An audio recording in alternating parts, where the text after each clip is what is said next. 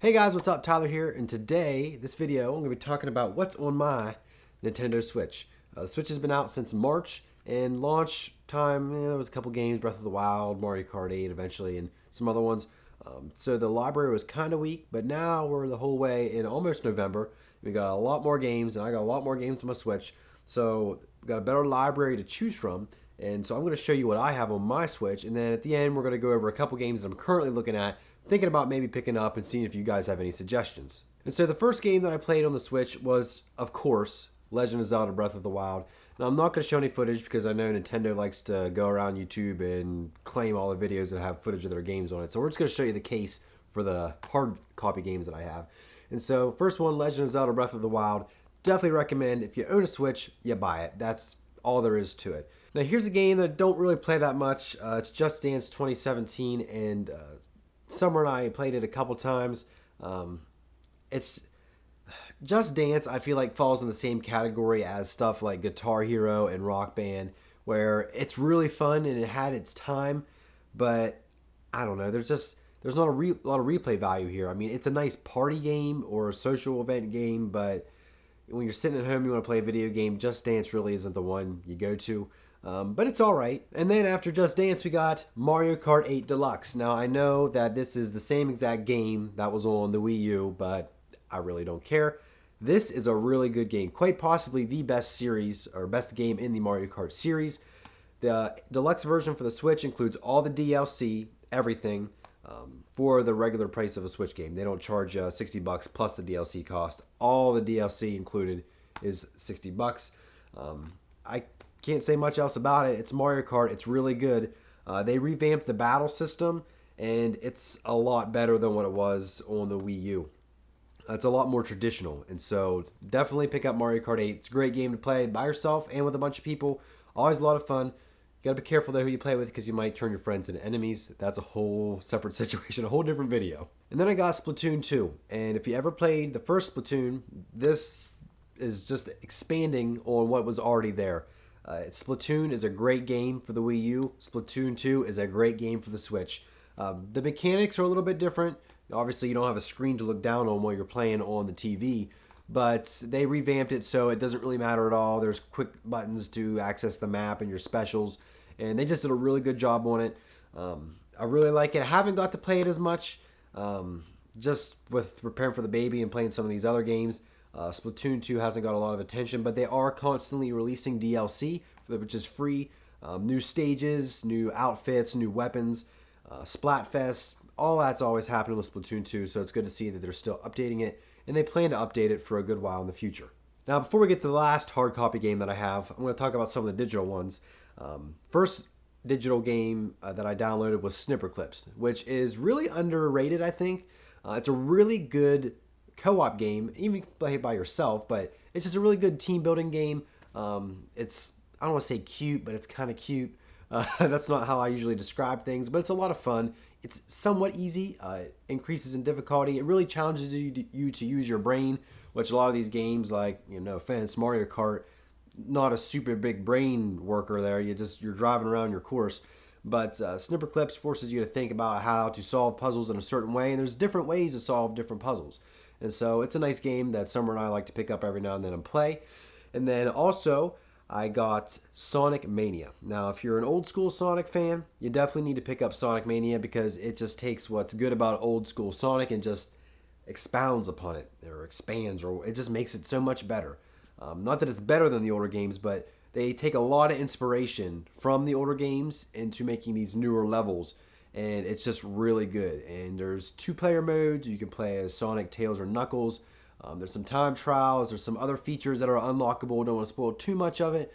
I haven't beat it myself, but there is a decent level of difficulty in the higher levels. I know a lot of people have said that it's one of the more difficult Sonic games they've played lately, and I can definitely attest to that. It's no walk in the park. And now the last digital game that I have is Stardew Valley. Now, I just got this a week ago, and I have logged 15 hours already, which might not seem like a lot to some people, but for me, I'm working a full-time job, doing a lot of stuff in the evenings, trying to get ready for this baby, running my business on the side, doing websites and video, and it's just, I don't really have much time for a lot of things. But the ability to just pick up the Switch, turn it on from sleep mode, and just unlock it, and just pick up exactly where I left off before. No, I do not want to install a new update now. And just pick up where I left off before without having to wait for the whole thing to boot up, load your game, load your save file. I can get back into my game within 10 seconds, and then when I'm done, I just put the console back asleep, put it back in the dock, and you can easily get in like 10-15 minute sessions of Stardew Valley, and that's perfectly fine for that. And I've just found that it's just a really fun game.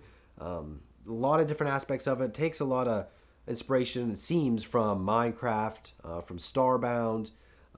There's a little bit of dungeon crawling, a lot of farming. If you're not into farming, maybe you shouldn't pick this up. But there's just different things you can explore. Farming, fishing, mining, all kinds of stuff. And it's just a really deep game that was developed by one guy. And credits to him for making a really good game. But I can see why Stardew Valley has so much respect and a lot of people like it, because it's a really good game. And I definitely would suggest that you check it out, even if you're not super into kind of like these RPG, just relaxed farming simulator, mining, fishing games. It's only like $15, so it's definitely a good game to check out. I definitely would recommend it. And so that's all the digital games that I have on the Switch, and then which leads me to my last game that I just picked up. What was it? Well, technically yesterday, Friday. Super Mario Odyssey. Guys, let me tell you, I knew this game was going to be good. This game, I've only gotten to the first 4 or 5 worlds, but this game is really, really good. Obviously, game of the year, okay, don't drop it, is going to be between Breath of the Wild and Mario Odyssey. I don't know if any other games or publishers can even compete. Like, this was just so good. It's just so different. It was so refreshing for Zelda, which bothered some people, but not me. But this also is different than your normal Mario game. This isn't just a platformer or even something like Super Mario 64. It takes a completely different spin. No pun intended with like spinning the cap thing. Completely different spin on Mario games, and it's really good. I mean, I don't know what else to say about it. It takes inspiration from Super Mario Brothers on the NES. Like, there's levels where you, in parts of levels where you play like that 2D dimensional aspect of that game. Inspiration from Super Mario 64. There's even some references to Super Mario Sunshine and Super Mario Galaxy. It's really good, and I don't even know how to else explain how good it is. Maybe I'll make a completely separate video talking about this game. I usually don't review games, but this is just really good. A really good level of difficulty. I've died plenty of times. There's not really lives in this game. You just lose coins when you die, which I think is a good balance, because you'd be getting game over screams all the time. And instead they just take away coins, which you need to use to purchase things. It's really good. And I would definitely recommend you go get Super Mario Odyssey. Now, games that I've thought about getting and haven't got yet, one would be Fire Emblem Warriors. I played Hyrule Warriors on the Wii U. I liked it. And I've been into more Fire Emblem lately with the past couple releases on the DS. And I'm thinking about getting Fire Emblem Warriors. That might be like a holiday gift around Christmas or whatever. So I might just wait till then. But it's not a game that I really need to play. But I'm thinking about getting it. So if you guys have played it, let me know what you think about it.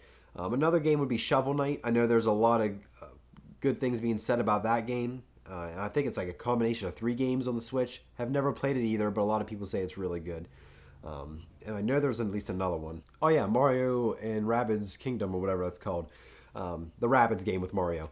A lot of people said that's good as well. And I'm thinking about picking that one up. I like the RPG turn-based games. Never played a Rabbid game before in my life. They never really appealed to me, but a lot of people were saying good things about this game. So I might check it out here in the upcoming weeks or months. And another game that I'm just waiting to be released on the Switch is Yooka-Laylee. Now, if you've never heard of Yooka-Laylee, just look it up. It's from the banjo. It's from the creators, the original team that made Banjo-Kazooie over with Rare. Yooka-Laylee takes a lot of inspiration from Banjo-Kazooie, and it looks really good. It's available for a couple other platforms now, but definitely want to pick that up when it gets released, and I'm just constantly refreshing, waiting until it gets released. So that is the game I'm definitely looking out for on the Switch as well.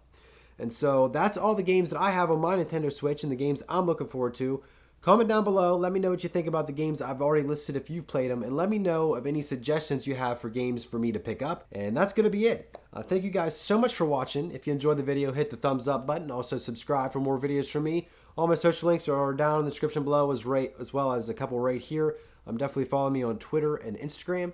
And that's going to be it for this one. Thank you guys again so much for watching, and we'll see you guys in the next video.